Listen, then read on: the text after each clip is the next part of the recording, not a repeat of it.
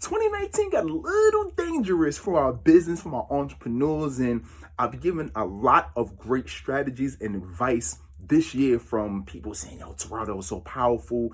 I'm looking at videos that got the most engagement. I'm saying these were the most powerful that I've given in 2019. And I want you to take this with you and put it on your back and take it into 2020. All right, let's do the countdown. Let's get it.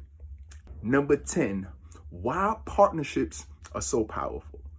Most people think that P. Diddy created Ciroc. He didn't. He's just an ambassador for it, right? So and every time you go to his page, every time you hear him, he's Ciroc this and Ciroc that, right?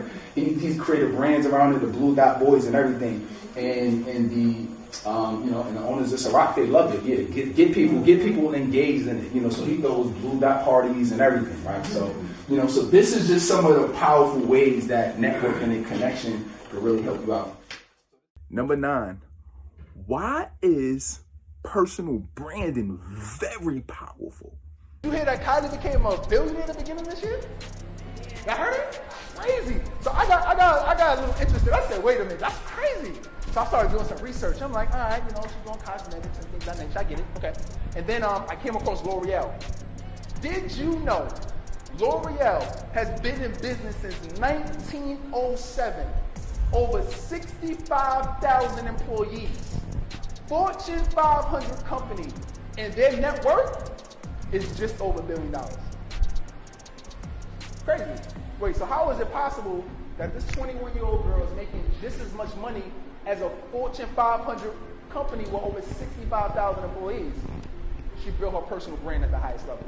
Anything that she puts out, people want to buy. Anywhere that she's at, people want to go. Anything that she supports, people want to support. Oh, she's going to be there, I want to be there.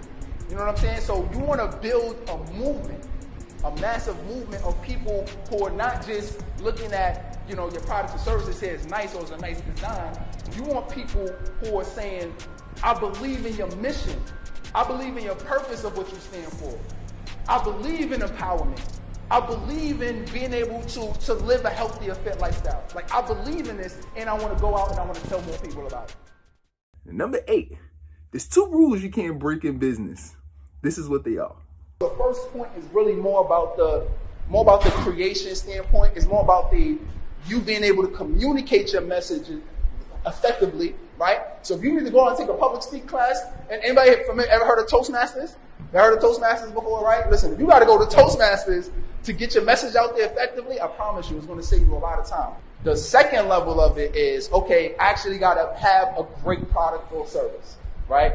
So that's a lot of what we already do, but if there's anything that you have that needs to be polished up, listen, like you come out to more pop-up shops or you see people commenting on your Instagram or your Facebook or whatever, read the comments. See what people are talking about. See if they say, you know what, I want to, I would like it if the candles came in this scent. I would like it if you made your shirts a little bit like this. Like if there's certain things that people are saying, take them into consideration. Number 7, we talked about how to invest in yourself. Super key. So I said, okay, well, I want to start helping students. So what I did is I said, okay, let me start doing that. And one of the things that I did was I said, I'm gonna come out and I'm just gonna start helping. I'm gonna run my own business. Started. So I jumped out and I wrote a book. I did all of these things, but one of the things that I realized is, you know what? For some reason, I'm out here, I'm speaking, I'm doing certain things, but I'm not making the type of impact that I want to make. I'm not making the type of money that I want to make, and I'm not reaching people. I'm like, yo, what is the point? Why am I doing all this? And it wasn't until I got the coach and I started learning, I started spending money, because I was the Google king. I tell you, I Google everything, baby. I'm there, I'm YouTubing, I'm doing podcasts, and I'm doing everything. But it wasn't until I decided to make that investment that I learned a few things that allowed me to break through to that next level. Because you can't find a lot of things on Google, but you can. But sometimes you just need to invest and get that personalized and customized information. Number 6. Big one. We talked about don't leave your job just yet. Why are you such in a rush? Don't be in a rush. What you need to focus more on is the time that you do have and being productive with that time you do have. That's why you see me post a lot about being productive. Like that's really my MO. That's what I really love. That's why you see me post a lot about productive business, which is my group. Productive Academy. I do my live workshops. Everything. Like I'm super huge on being productive, because at the end of the day, You could say, oh, I want to go full time. I'm ready. No, I know I want to do this. This is my passion. But what are you doing with the time that you do have, right? You have an extra 2-3 hours a day. What are you doing with that? Are you being productive with that time? Because if you're not productive with the time you do have, what you think is going to happen when you go out and be full time? You think you're going to be more productive then? You think, oh, all I need is the time. If you think all the thing that you need is more time to be successful and to generate income and to build a business, and you haven't already been doing that with the time you do have, it's going to be a long, hard road. And I promise you're going to find yourself going back to getting a job. So the difference between the success versus the struggle mindset. My friend came up to me and said, well, you want to make some extra money? Join this network marketing company. So I got in on a network marketing company. Now, mind you, I still got the same old mindset from where I'm from. And I was struggling a lot within the company, trying to make money. I had a lot of fears. Things wasn't working for me. People was rejecting me. Oh, Terrell's over there. I don't want to see Terrell. He's going to talk to me about that network marketing thing. And so I got to a point where I'm like, I don't want to do this anymore. Let me call my friend and tell him I'm not going to do it. But then I had a moment, and I thought, well, one, I'm not a quitter, so I can't let myself down. But two, my mother relied on me to be a man, so I got to step up. So I said, you know what, let me actually do what they're telling me to do, the people who are successful in the company. So I started reading books, I started doing everything, jumping on phone calls. Boom, I went from making no money to being one of the top money earners on campus. And one day I stepped back, just a few years ago, I looked and I said, you know what really made that difference for me? And when I looked at that and looked at everything that everybody was succeeding at in the company and what I was reading, there was a silver lining. And that silver lining was two things. One, strategy. I realized that everybody who does something successful is not random. They have a purpose for what they're doing to accomplish that goal. Everything is strategic. Two, productivity. They're executing, but not just executing on anything, they're executing on the right things. Number 4, as entrepreneurs, we got to fight going back to sleep. This is how you do it. A lot of people know me for waking up at 3 o'clock in the morning. I post it on my stories. I post me going to the gym. But every single morning, hands down, never feel like waking up. But what gets me up, and this is what allows me to make progress every day, and this is what allows me to impact people every day, and this is what allows me to build my business every day and make my relationships better, it's because I'm always thinking about who am I doing it for and who I'm letting down if I don't do it. If I don't get up, there's going to be somebody who's not going to see that video and not be inspired. If I don't get up, I'm not going to be able to make the type of income that I want to make for myself, for my family, for my wife, my business. Right? Who's counting on me? Figure out who's counting on you and just get up and start moving. Number 3, you got to think of different ways to do things. So how did this one lady go from getting ready to close down one location to opening up a second location? I said, I'm going to suggest something crazy to you. I said, when you go in tomorrow, talk to your employees, get them together and say, listen, I'm going to continue paying you what I'm paying you on your base check, but I'm going to allow you the opportunity to have unlimited income potential. I said, when you tell them that for every child that they bring in, you're going to give them $175 off the rip.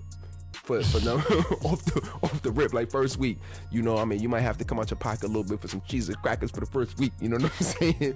But pay them the $175. She was like, oh my God, I can't do that. I'm gonna go out of business fast, and I'm already going out of business. Nah. And I said, no, it's not. I said, think about it. You said they stay with you. The lifetime value of a client is $175 a week. I said, when you do the math, we did the math, it came over to a little over 17,000. I said, so what you're doing is you're investing $175 to potentially, more than likely, get a client for 2 years and get 17,000. How often would you do that? You do that all day. She said, oh my God, I never thought of it like that. Number 2, for my consultants, my coaches, how to do consultations. This is what we need to be doing. Check this out.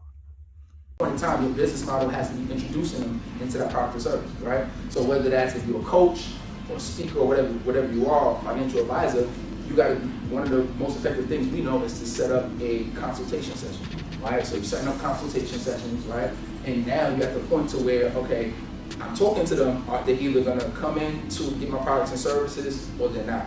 But what does that part look like, right? So that's what the negotiation. So you got to make sure that part of your business model is introducing them into your product and services.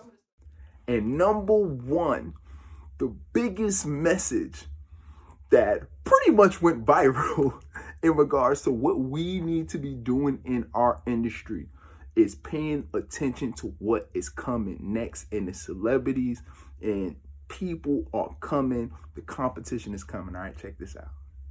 Our industry is going to have more celebrities, athletes, professionals, people who have massive amount of attention. They're going to come into our industry because a lot of them have skills and certain things that they realizing now that, oh, I can monetize, I can learn. For example, I'm telling you, at Grant Cardone's 10X event, who's going to be there? Kevin Hart. I'm telling you, I've been saying it. So why is this important? Because stop resting on your loins. Stop chilling, stop relaxing, stop procrastinating. It's time to get to work. Because once more celebrities like this continues to come into our industry, it's going to be 100 times harder for you to get coaching clients. It's going to be 100 times harder for you to get speaking engagements, because now the resources are being focused on people who have more credibility. It's going to be focused more on celebrities. It's going to be more people are going to be gravitating towards them.